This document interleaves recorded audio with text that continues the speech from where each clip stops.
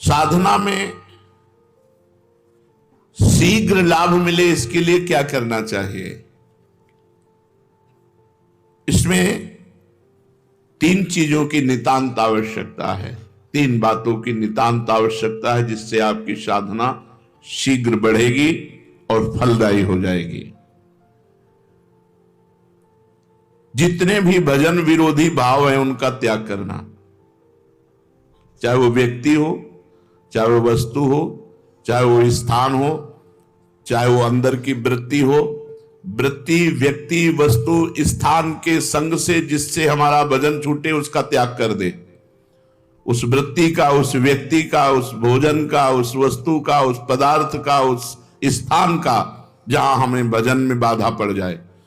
अगर शीघ्र साधन बढ़ाना है, भगवत प्राप्ति करनी है, तो ये नियम लेना है कि जिस व्यक्ति के संग से भजन छूटे, जिस वस्तु के खाने से भजन छूटे, जिस स्थान में जाने से भजन छूटे, जिस दृश्य के देखने से भजन छूटे, वो हमें सब छोड़ देना चाहिए। शीघ्र आपकी साधना बढ़ेगी और भगवत प्राप्ति के योग्य आपको बना देगी। पहला, वस्तु, व्यक्ति, स्थान जो हमारे भगवत चिंतन को छुड़ाए उससे हमें दूरी बना लेना है। दूसरा, निरंतर भगवत भजन को पकड़े रहना है।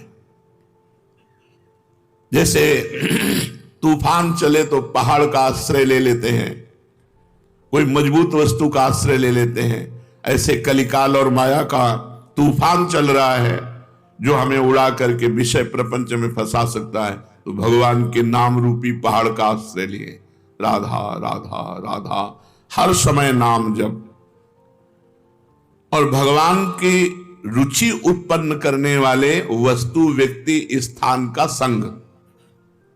3 बातें भगवान का विस्मरण करा दे, ऐसे वस्तु, व्यक्ति, स्थान के संग का त्याग, निरंतर भगवान के नाम का जप, आश्रय भगवान का। इस कोटि से नाम जप द्वारा जैसे तूफान आए तो हम मजबूत वस्तु का, तो यहां तूफान ही चल रहा है, काम, क्रोध, लोभ, मोह, मद, मत्सर, कलिकाल के कराल, जितने भी दुराचार की प्रवृत्तियां हैं, ये सब तूफान की तरह आती हैं और साधक को भ्रष्ट कर देती हैं। अगर साधक नाम का आश्रय लिए है तो बच जाएगा। तीसरा, हमें ऐसे व्यक्ति, वस्तु, स्थान का संग करना है जिसके दर्शन से, संभाषण से, खान पान से, वहां पहुंचने से हमारा भजन होता है। उस स्थान, उस वस्तु, उस व्यक्ति का मुझे संग करना है। अगर ये 3 बातें जीवन में है तो साधना बहुत जल्दी बढ़ेगी और फलदायी हो जाएगी। क्या साधना में प्रारब्ध बाधा पहुंचाता है? हाँ, यदि कड़ाई से भजन करोगे, जिद्दी स्वभाव बना के, कुछ भी हो जाए भजन नहीं छूटने वाला, तो आपका प्रारब्ध भी पीछे हट जाएगा। नहीं, आपका प्रारब्ध आपके भजन को रोक देगा। शरीर पीड़ा, विषय भोग का प्रारब्ध, कोई घटना का प्रारब्ध, कड़ा नियम। जैसे पूज्य राधा बाबा जब त्रिपुर सुंदरी भगवती का अनुष्ठान कर रहे थे तो खड़ाऊं फिसली और अंग टूट गया, पर उनकी साधना में बाधा नहीं पहुंची, तो प्रारब्ध क्षीण हो गया, प्रारब्ध पीछे हट गया और वो साधना सफल हुई। त्रिपुर सुंदरी का जो आराधना का फल है उनको प्राप्त हुआ, देवी का साक्षात्कार हुआ। जब हम साधन मार्ग में चलते हैं तो हमारा बुरा प्रारब्ध आता है, स्त्री आकर्षण के रूप में, गंदे व्यक्ति के रूप में, विपत्ति के रूप में, शरीर रोग के रूप में। यदि हम शिथिलता पूर्वक साधना करेंगे तो बाधित हो जाएंगे, यदि कड़ाई से नियम पूर्वक, मर चाहे जाऊं भजन नहीं छोड़ेंगे, तो हर प्रारब्ध क्षीण होता चला जाएगा और उसकी साधना आगे बढ़ जाएगी। कड़ाई से यदि साधना के नियम पालन किए जाएं तो उसमें प्रारब्ध भी नष्ट हो जाता है, नहीं तो प्रारब्ध भजन मार्ग को क्षीण कर देगा। कहा जाता है भजन का अभ्यास करो, तो यह अभ्यास क्या है? शरीर को बार बार भगवत सेवा में लगाना, मन को बार बार भगवान के नाम में लगाना, बुद्धि को बार बार भगवान के चरणों में लगाना, इसी को अभ्यास कहते हैं। बार बार शरीर से भगवान की सेवा करो, बार बार मन से भगवान का सुमिरन करो, बार बार बुद्धि को भगवान के रूप चिंतन में लगाओ, भगवान के महत्व में लगाओ, ये अभ्यास है। साधन में तत्परता नहीं आती जैसी आनी चाहिए, उसका क्या कारण है?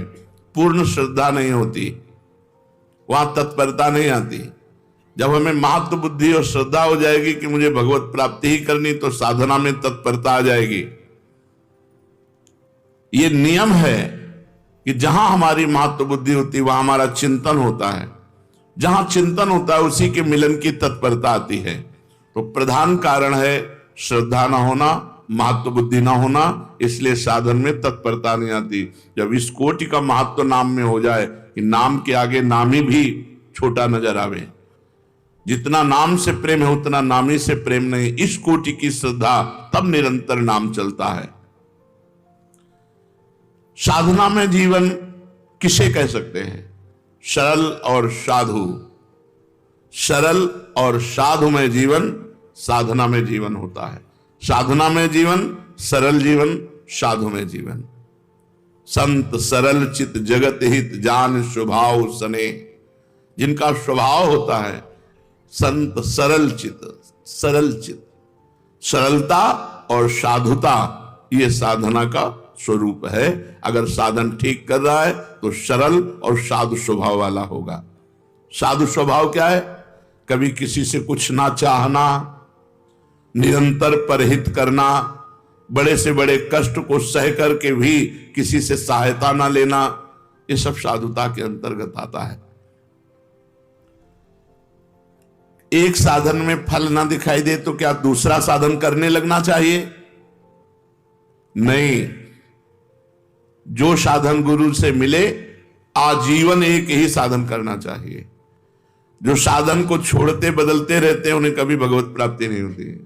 10 दिन नाम जप किया, 15 दिन योग किया, 20 दिन वो वैराग्य किया, ये ऐसे लोग ठीक। जो साधन पकड़ो आजीवन वैसे ही चलते रहो। जिस साधन को पकड़ो सारी आयु उसी में खपा दो, इस जन्म में ही भगवत प्राप्ति हो जाएगी, परम पद पर प्रतिष्ठा हो जाएगी। जो साधन पकड़ो आजीवन, जो नियम, जो दिनचर्या आजीवन वैसे चलते रहो, उसको बदलाव मत करो, तो निश्चित भगवत प्राप्ति हो जाएगी, निश्चित परम पद प्राप्त हो जाएगा। ये जो बार बार गुरु बदलते रहते हैं, साधन बदलते रहते हैं, इनसे बड़ा अपराध बनता है। ये साधक वादक नहीं है, वो मनमानी स्वच्छंद अपने आचरण करके वो अपने को सुखी समझते हैं। कहा जाता है कि साधना में व्यभिचार ना हो, तो ये व्यभिचार का तात्पर्य क्या है? साधना में व्यभिचार है अपने इष्ट को छोड़ करके, अपने गुरु को छोड़ करके दूसरे की तरफ लुभायमान होना, दूसरी प्रणाली स्वीकार कर लेना, दूसरी भजन प्रणाली स्वीकार कर लेना, यह साधना में व्यभिचार है। अपने इष्ट और गुरु में ही हमारी भजन प्रणाली जो है वही चले। जैसे अपने यहां है नाम, मंत्र, वाणी, सेवा, यही जीवन है। व्रत, नियम, संयम, ये सब कुछ नहीं। निरंतर नाम जप करो, मंत्र जप करो, वाणी जी का गायन करो और 8 पहर स्वामिनी जी की सेवा में रहो। यही हमारी दिनचर्या है। हमारा जो अंतिम लक्ष्य है वो श्री जी की सेवा है। 8 पहर स्वामिनी जी की दासी भाव से, सहचरी भाव से सेवा। तो अपनी प्रणाली में ही रहे, अन्य प्रणाली स्वीकार करना साधना में व्यभिचार है। विश्व में किसी भी उपासना का खंडन ना करे और अपनी उपासना को सर्वश्रेष्ठ माने और अपनी उपासना को कभी बदले ना, ऐसा साधक अव्यभिचारी साधक कहा जाता है। और जो बार बार अपनी साधना को बदलता है वो व्यभिचारी साधक है, वो लक्ष्य को प्राप्त नहीं कर पाता। क्या साधना की जो हमें अनुभूति हो रही है उसे प्रकट करके किसी को बता देने में हानि होती है? अपनी साधना और साधना की सफलता कभी भी किसी से नहीं बतानी चाहिए, नहीं बाधा पड़ जाएगी, पक्का बाधा पड़ जाएगी। आपकी दिनचर्या क्या है और आपकी अनुभूति क्या है, मरते दम तक, जब तक भगवत साक्षात्कार न हो जाए तब तक ना बताओ। भगवत साक्षात्कार हो गया फिर तो कोई घाटा पड़ने वाला है ही नहीं। साधन काल में साधक को अपनी साधना और साधना की अनुभूति कभी किसी को भी नहीं बतानी चाहिए। चाहे कितना कोई आत्मीय हो, घर का हो, प्रेमी हो, अपनी साधना की और अपने साधन की अनुभूति की बात कभी नहीं कहनी चाहिए। आप कै बजे उठते हो, आपकी क्या साधना है, क्या जय बजे ठाकुर जी उठा देते हैं, उठ जाते हैं, जो करवा लेते हैं। उसको प्रकट नहीं करना कि हम पूरी दिनचर्या अपनी खोल के रख दी, उसकी अनुभूतियां खोल के रख दी, ठप हो जाएगी आपकी दिनचर्या, बाधित हो जाएगी, नहीं होगी। जैसी चल रही थी वैसे नहीं होगी। बिल्कुल ये 100% की बात है, इसमें 1% भी मिलावट नहीं। 100% ये हम खुद अनुभव करके देखा। अगर दया करके, करुणा करके अपनी बात बता दी तो हमारी बात में फर्क पड़ गया, हमारी साधना में बाधा पड़ गई। तो साधना और उसकी अनुभूति, ये दोनों तब तक छुपाता रहे जब तक भगवत साक्षात्कार ना हो जाए। बहुत संभाल कर गरीब के धन की तरह इसे गुप्त और सुरक्षित रखो। जीवन पर्यंत साधना का अभ्यास किया, मृत्युकालीन पर्यवसान क्या है, फिर क्या है? तो जो जीवन भर साधना करता है, मृत्यु काल में उसके पूरे जीवन का टोटल लगाकर भगवत स्मरण दे दिया जाता है। जैसे आप जीवन भर पाप किए हो, बीच में कुछ थोड़ा साधन पुण्य, दान पुण्य, वो नहीं माना जाएगा, उसका भोग तुम भोगना। पर जीवन भर जो किया उसका टोटल लगा के भगवत विस्मरण तुम्हें करवाया जाएगा, क्योंकि तुम्हारी दुर्गति होगी। और जिसने भगवान नाम जब किया है तो उसको पूरे जीवन का आंकड़ा लगा करके कि इसमें अधिक क्या किया, तो बोले भजन, तो अंतिम समय भजन का स्मरण दो। तो जो भागवतिक अधिकारी हैं वो अंतिम समय उसको भगवत स्मरण दे देते हैं और उसको भगवत प्राप्ति हो जाती है। पूरे जीवन का आपका कार्य ही अंतिम परिणाम पर अवलंबित है। पूरे जीवन आप जो करते रहे वही अंतिम परिणाम में आपको चिंतन दिया जाएगा। वो अंतिम में आप चिंतन नहीं करते, वो दिया जाएगा। छा गया भगवत चिंतन, या भूल गए भगवान को, छा गया संसार का कोई चिंतन, ये पूरा टोटल तुम्हारे पूरे जीवन का टोटल होगा। मृत्यु के समय 1 सेकंड में पूरा आंकड़ा फिट कर दिया जाता है। कभी कभी इससे चूक हो गई, नहीं जीवन भर प्रयास किया भजन का, तो दे दो भगवत स्मरण। कभी भूल चूक से भगवत स्मरण कर लिया, नहीं जीवन भर पापाचरण किया, तो भगवान की स्मृति नहीं आएगी। वो ऐसे लक्षण वाले जो उसको योनि मिलनी है वैसे चिंतन उसका बनेगा। यदि प्राण जाने के 2 दिन पहले ही बेहोश हो गया है तो उसकी गति क्या होगी? 2 दिन पहले भजन किया और मरने के 2 दिन पहले ही बेहोश हो गया, अब उसकी गति क्या होगी? क्योंकि अंतिम समय तो उसे होश है नहीं। उस दशा में 2 दिन पहले जो अंतिम चिंतन हुआ था उसी का भावी गति होगी। 2 दिन बेहोश होने के पहले जो चिंतन हुआ था उसी से उसकी गति होगी, वही उसकी अंतिम चिंतन गति मानी जाएगी। इसीलिए हर समय नाम जप करो, पता नहीं कौन सी श्वास आखिरी हो। अंत समय में भगवत स्मरण किस प्रकार का होता है? जिसने जीवन भर भगवान का स्मरण किया उस समय भगवान छा जाते हैं उसके दिमाग में। वो राधा राधा नहीं कहेगा, किशोरी जी छा जाएंगे उसके दिमाग में और उन्हीं के चिंतन में उमरेगा। इसीलिए जीवन भर माला चला रहे हैं, जीवन भर भजन कर रहे हैं कि अंतिम समय हमारा बन जाए। तो अंतिम समय क्या होगा? हमारे इष्ट देव आकर के छा जाते हैं। श्री राधिका निकुंज मंडली तत्र तत्र हृदय में विराजताम। श्री स्वामिनी जो अपने परिकर के साथ प्रकाशित हो गई। इसका साधन क्या है कि अंतिम समय हमें भगवत स्मरण हो ही जाए। संपूर्ण जीवन निष्पाप और भगवत चिंतन परायण रहो। संपूर्ण जीवन निष्पाप, कोई पाप करने की चेष्टा ना करो और खूब नाम जप करो, तो अंतिम समय प्रिया प्रीतम तुम्हारे दिमाग में छा जाएंगे। संपूर्ण जीवन भजन में लगाए तो सांसारिक कार्य कैसे करें? जागतिक कार्य भी तो हैं, व्यापार है, नौकरी है, और भी सब कार्य हैं। आप कहते हो हर समय भजन करें तब अंतिम समय, तो कैसे संभव हो सकता है? स्वकर्मणा तमभ्यर्च्य भगवान ने आदेश किया। भगवान के आदेशानुसार आप चाहे जहां जो भी कार्य कर रहे हैं धर्मयुक्त, वो आपकी पूजा मानी जाएगी। आप ऑफिसर हो, आप जज हो, आप वकील हो, कुछ भी हो, आपका जो कर्म है वो निष्पाप होना चाहिए। वो धन के निमित्त से दोष को छुपा करके निर्दोषी को दंड दे दे, अपराध बन गया, पाप बन गया। आप अपने धर्म से चूक कर लिए, घूस लेकर के अपराधी को छोड़ दिया और निरपराध को दंड, आपसे पाप बन गया।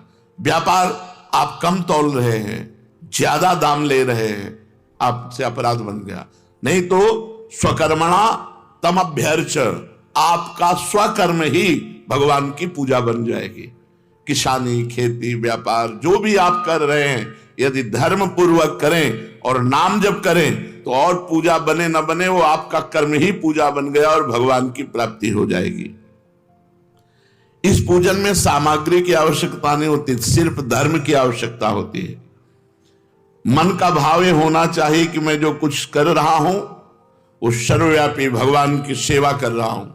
चाहे जो भी कार्य आपका है, जो भी नौकरी, पेशा, व्यापार जो भी है, वो भगवान की पूजा है। भगवान की पूजा में अधर्म का प्रवेश नहीं, अधर्म नहीं होना चाहिए। तमभ्यर्च स्वकर्मणा, आप जहां हो धर्म के अनुसार आचरण करो, सब बात बन जाएगी। अनंत ब्रह्मांडों का अधिकारी सबको देख रहा है, सबको देख रहा है। आज तुम कर लो मनमानी, पद मिला है, और जब वो तुम्हारे मनमानी का हिसाब करेगा तो फिर तुम झेल नहीं पाओगे, चाहे जो कोई हो, नहीं झेल पाओगे। बड़े बड़े को फैलते हुए देखा है। इसलिए स्वकर्मणा तमभ्यर्च, आपको जो पद मिला है, आपको जो सेवा मिली है, आपको जो अधिकार मिला है, वो भगवान की पूजा है। बहुत होश से करना, उसमें घूस लेना, अधर्म आचरण करना या गरीब को सताना, निर्दोष को सताना, ये बड़ा भारी पड़ेगा। दुखिया को न सताइए, दुखिया देगा रोए, और जब दुखिया के मुखिया सुने तब तेरी गति का होए।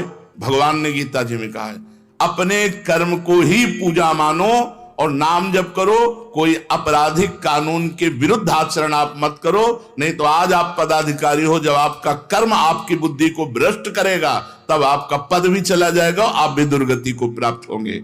तो निरंतर भजन कैसे हो सकता है? अपने कर्म को भगवान की पूजा मान करके नाम जप करते हुए यदि हम जीवन व्यतीत करें तो भजन में जीवन ही माना जाता है। एक भक्त का सारा जीवन श्रद्धा, भक्ति, जप, तप, व्रत आदि से बीतता है, लेकिन उसे महारोग है, अंतिम समय में बहुत विपत्ति में मरा। ये क्या है परिणाम? एक भक्त है जो पूरे जीवन भजन करता है और उसको महारोग, असाध्य रोग और विचित्र प्रकार की विपत्तियां दे करके उसका अंतिम समय पूरा हो, भारी कष्ट देकर, ये क्या है? उसका अंतिम जन्म है। इसलिए अनेक जन्मों के कर्मों को थोड़ा थोड़ा करके एकत्रित करके उसको भोगवा कर उसका अंतिम जन्म होता है। जो ऐसा भक्त होता है, जीवन भर साधन भजन किया, असाध्य रोग हो गया, बड़ी विपत्ति, बड़ा कष्ट, तो उसका अनादिकाल से सृष्टि में जब से उत्पन्न हुआ, अब आखिरी अंत होने जा रहा है, अब वो भगवान को प्राप्त होगा, तो उसके जीवन में वो कष्टों की बौछार हो जाती है। बोले ये कष्ट, ये कष्ट, ये कष्ट। पापी आदमी देखो मौत से घूम रहा है और वो दिन भर भजन करता है तो बड़ा परेशान है, उसके शरीर को बड़ी पीड़ा है, असाध्य रोग है, आदि आदि। तो ये पूर्व प्रारब्ध सब नष्ट हो रहे हैं उसके, क्योंकि उसका अंतिम जन्म है।